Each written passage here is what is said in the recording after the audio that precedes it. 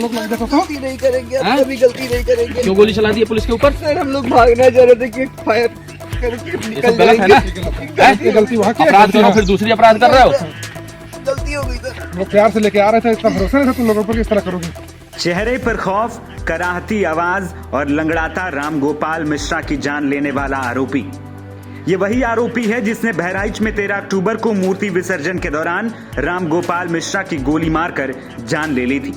सरफराज और उसका पूरा परिवार हिंसा के बाद से ही फरार था। कई टीमें उनकी तलाश में जुटी थी।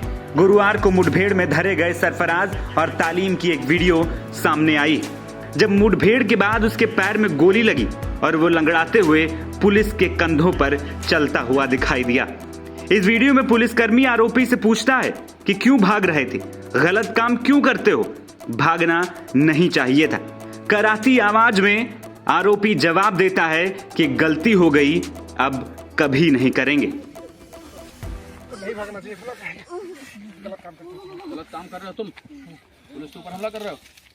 हम लोग देखो तो गलती नहीं करेंगे, अब कभी गलती नहीं करेंगे। क्यों गोली चला दी है पुलिस के ऊपर? सर हम लोग भागना चाह रहे थे कि फायर करके ये निकल सब गलत है ना?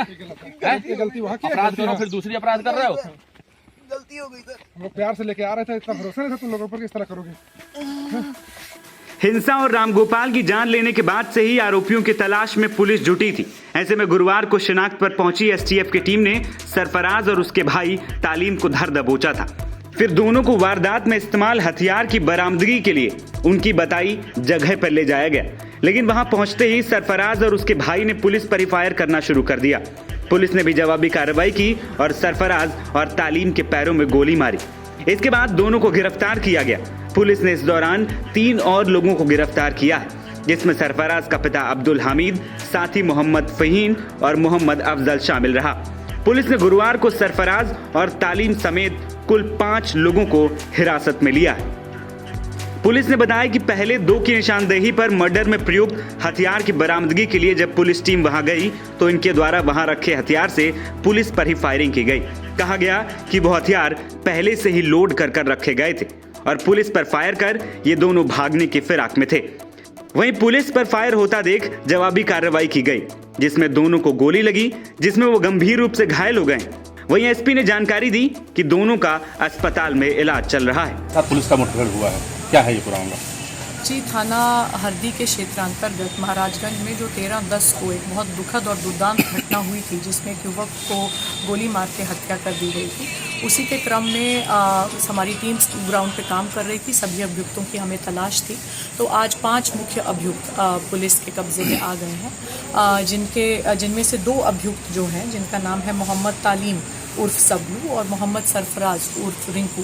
इनकी निशानदेही पे पुलिस की टीम्स मर्डर वेपन की रिकवरी के लिए गई थी, जो कि इन्होंने नेपाल बॉर्डर के समीप नानपारा क्षेत्र में छुपा कर रखी हुई थी। और वहाँ पर जब गई तो जो DBBL गन मर्डर में उपयुक्त यूज़ हुई थी, उसको लोडेड हालत में रखा गया था और एक और अवैध असला इनके द्वारा वहाँ पे छिपाया गया था और इनके द्वारा पुलिस पर फायरिंग की गई। आत्मरक्षा में की गई जवाबी फायरिंग में इन दोनों को भी गोली लगी है। ये घायल हुए हैं, इनको उपचार उपलब्ध पुलिस द्वारा करा दिया गया है।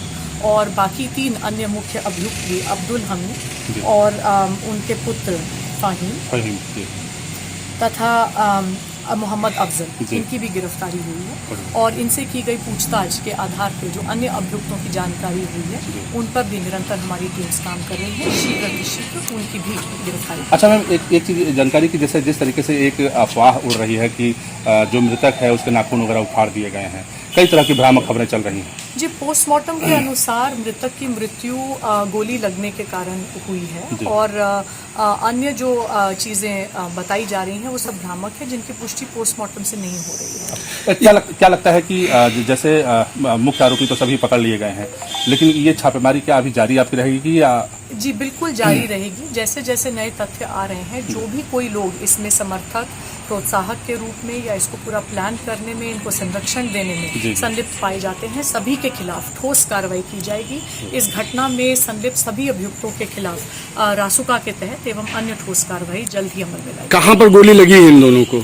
जी अभी अस्पताल पहुंच रहे हैं, तो मौके पे पहुंच के फिर आगे की सूचना। Thank you ma'am, thank you. बता दें कि रविवार को बहराइच में दुर्गा पूजा के मौके पर मूर्ति विसर्जन यात्रा के दौरान सांप्रदायिक हिंसा भड़काने पर गोली लगने से 22 साल के एक युवक राम गोपाल मिश्रा की मौत हो गई थी और पथराव गोलीबारी में करीब 6 लोग घायल हो गए थे। इसी केस में सरफराज और उसके परिवार की तलाश में पुलिस जुटी थी, जिन्हें अब गिरफ्तार कर लिया गया है।